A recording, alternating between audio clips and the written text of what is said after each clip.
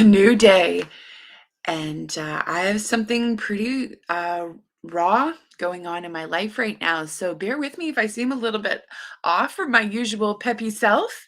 Um, I'm going to speak to it today because I think it's actually super relatable as a big family mom. As you can see from the title of today, we're going to talk about standing and the courage of your convictions. I've walked through this before as a big family mom. Early on, when we first began to Oh, geez, I'll go back a little further. By the grace of God, I was saved at 21 years old, and for all intents and purposes, I'm a first generation Christian. No one in my, growing up life was a Christian. In my family, my parents are still not Christian, and later on, one of my siblings was also saved by God's grace, and I love that we share that intimate bond. But as of right now, um, I didn't grow up in that family, and even right now, it's not something I share with everybody in my family life. That being said, when I first became a Christian, people were concerned that, "Oh my gosh, Tara, like, are you in a cult?" A lot of people have baggage with the word Christianity and, their own growing up experiences with Christians, so there were worries and concerns, and well, here we are, oh my goodness, over 20 years later, and the concerns of me being in a cult have dropped. But a few years later, got married to my high school sweetheart, and as both of us being Christians, because we were both saved over a year when we were 21. It's an amazing story, uh, beautiful story that gives glory to God. And challenging as it was to other people, we were like, hey, we're Christians, conversation over. So we went on, and here we are today. But we began to have children, the first grandchildren on both sides of the family, which is super exciting, for everybody. And we were the first to be fruitful and multiply. So lots of excitement as our firstborn daughter, who's almost 17, was born. And then we had twins not 2 years later, twin boys. And then there was a massive shift in our life, and we chose to trust God with a big family as defined by barring massive medical circumstances, that we would trust God with the shape and size of our family. So, and we didn't like send it a family memo or anything when we made that decision, but the word started to get out, how family gossip mills run and stuff like that. And people started to come at me and have conversations like, without getting into it, they were worried. They were worried. They were worried that any number of things could go wrong medically, personally, psychologically, but mostly this is probably the most like psychologically interesting and very, very insidious worry that other people had, that the children would be harmed as a result of our choice to have a bigger than average family. And like I can kind of get that. I can kind of step aside from being on the receiving end of other people's fears, and I can kind of see where they're coming from. And I also recognize there's a level of what I call catastrophism attached to that thinking, when like none of us has a crystal ball, right? None of us can see and know the future of the outcomes of our choices today. Like it says in Proverbs, the Lord, a man makes his plans, but the Lord guides his steps. That is totally okay. I'm still totally okay alongside my husband to trust God with our family size. And we are now blessed with 11 children. Just had my 10th C-section not barely 3 weeks ago. And God has been gracious. I have not hit massive medical circumstances. It hasn't been an easy road, but that's been the road we're on. And get this. Then when the firstborn child, who's now almost 17, was three and a half, can you guess what decision we had to face then? School. How are you going to educate your kids? And long story short, because that's a whole other amazing journey of how God walked us through that process. Because we chose to homeschool. And I went into it kicking and screaming because I was so scared to screw the kids up. Because I'd never even seen homeschooling before. I didn't even know it existed as a literally thing till I was 25 years old at Bible college. I thought it was a joke. I thought someone was pulling my leg when they told me they were homeschooled. So the irony that we became Christian, big family, homeschoolers. I mean, God has a sense of humor because that was not who I was when I graduated high school. It wasn't my life plan, but here we were. Fast forward to today. Now I'm 43 and have a heart to help and come alongside other big family moms who, were not prepared for motherhood in any sense of the word like I was. My mom was, I was born in 1978. My mom went to work. I went to school, public school, Catholic school, and then public school. I was prepared for motherhood.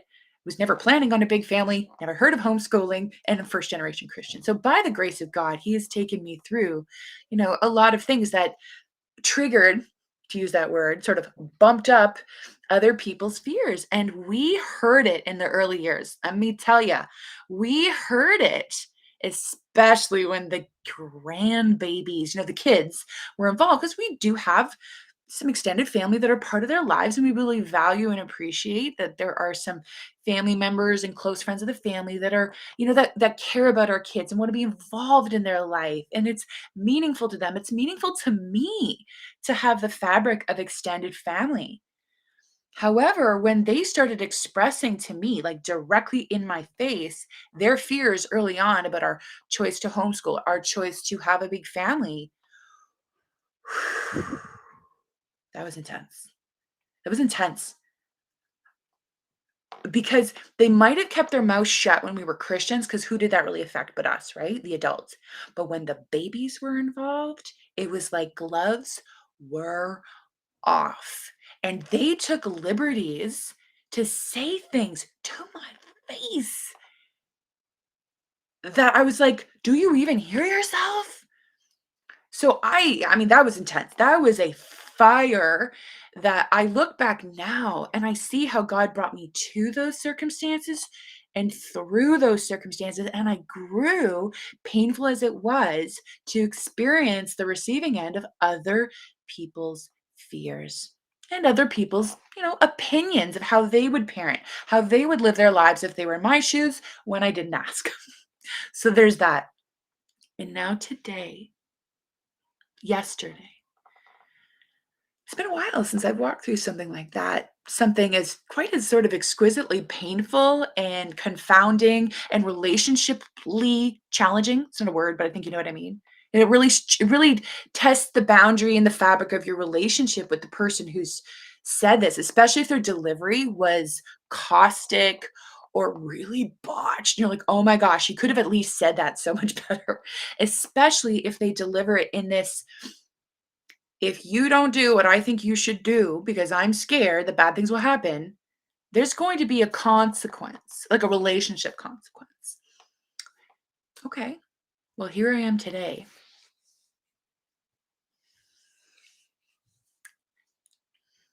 And someone has delivered an ultimatum to me.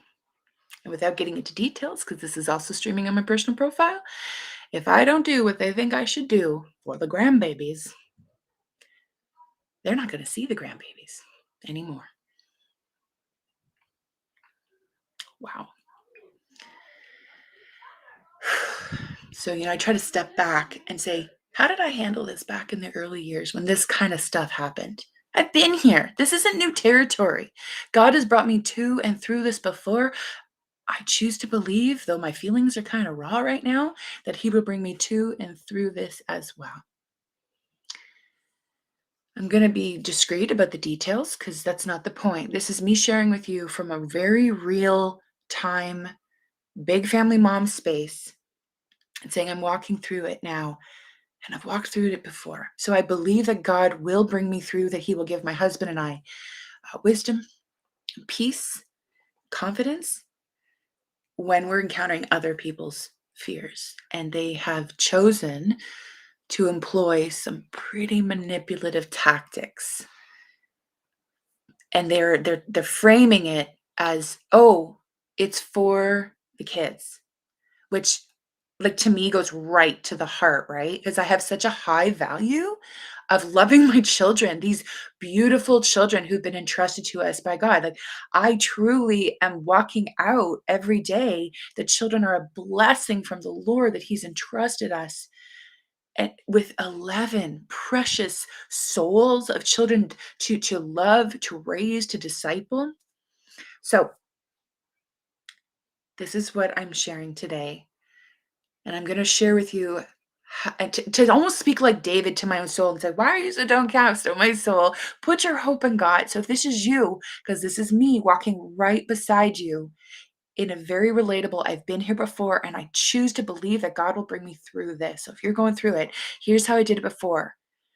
And if I get a new insight, I'll share with you later if something in this particular context really is a game changer for me to walk in power and love and a sound mind when someone's coming at me and really putting on the pressure as a parent, as a mom, as a Christian, because of their stuff. I slowed down. And rather than making an instant reaction or an instant response, I slowed right down. Because I find when I speak immediately in the heat of the moment, it's not usually pretty. And I haven't given myself space or grace to, really calm my heart, calm my emotions before the Lord, and come to a peaceful, honorable choice. So the first thing I do is, like, I call it pulling a Jesus, because he stayed really quiet when he was under the greatest pressure of his earthly life, his life here on earth. Remember when he was being falsely accused and brought before Pilate and brought before Herod and accused of horrific things? He got really quiet. And part of me is like, why didn't you speak up? That's, because some people are more like fighters and some people get quieter, and, there's different ways of dealing with stress. And I always found it curious that he stayed really quiet and he only said a few things to a few people in that night, the night of his betrayal. So I take comfort, and it's okay for me to get quiet when the pressure's on, the heat is rising, and oh my gosh, whatever I say, whatever happens next is going to change the fabric of a relationship or even my life. So I get quiet. Number one. Number two, I share with my husband. We're this is like obviously a parental decision. It's not something I make independently. So we get quiet together. We give ourselves some space and some grace. We're going to take the whole weekend to sit, to quietly pray. We've asked, number two, we've asked some prayer people in our life, some people who know us personally, who are a little more intimately acquainted with the scenario, and ask them to quietly, privately pray, because whatever happens next is going to have outcomes. Um, yeah. And thirdly, I speak truth even when my feelings haven't caught up. Ah, I choose to speak the truth to my soul like David. And I just, like I said earlier, I kind of like my soul, right here in my heart. Like, why are you so downcast? Put your hope in God. He brought you to it. He's going to bring you through it. It might be hard, but it's going to be good, because Romans 8:28, he works all things together for good. Even the hard stuff, when other people come at you with their opinions and their fears. Woo! And there's a lot of fear going on right now in our world, in our society here in the West.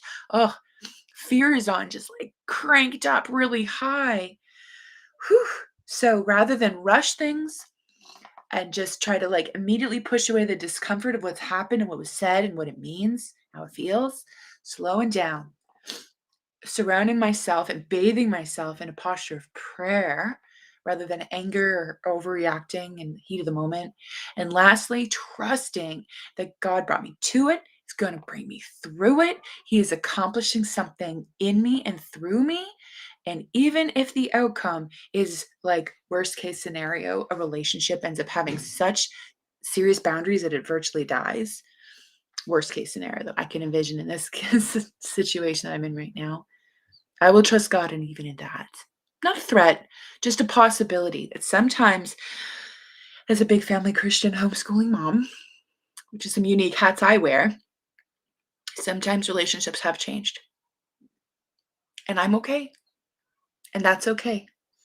That it's not a contest of approval, that so long as I stand before God in the courage of my convictions and the integrity of my conscience, as I understand his word to us, his word in general, all people for all time, and his right now to us as it applies in our life, then that's enough. That's enough.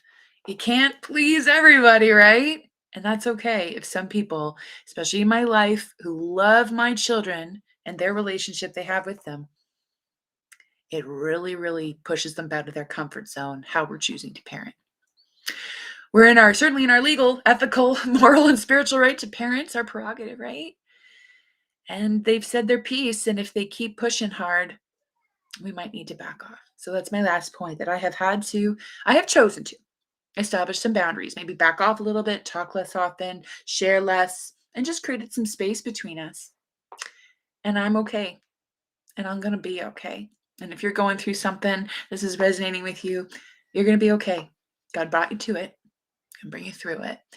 And if you would appreciate some support, feel free to connect with me. The link to the Big Family Moms group, where I spend a lot of time in that space coming alongside other moms who are looking to overcome struggles and grow in grace. You're more than welcome to join the group and connect there and see if it's a good space for you, especially if you're struggling with big family mom relatable stuff. I so get it. And I so wished I had a space and some other moms to talk to, because in my local community, easier said than done to find some people who can really relate to that unique walk of faith and of life. So you're more than welcome to pop over there. I'd love to connect with you. And thank you if you are catching this and maybe you know the circumstances or you don't know, and it's God's laid it on your heart to pray for me. I really appreciate and value that. You don't need to tell me. It's just God knows. And if you could use some support too, just some seasoned mom support or some prayer support, I'm here for you too. We'll get through it because God is with us and for us and in us and around us, and we're going to get through this, and we will overcome our unique struggles, and we will grow in grace together. I believe that because He is good and His love endures forever. So thank you for meeting with me today, uh, for your graciousness in comments, and and if you're moved to, for your prayers. I really appreciate it. So I'm going to pop out here, and I'll see you again either in the Big Family Moms group or on Monday when I go live again. So take care until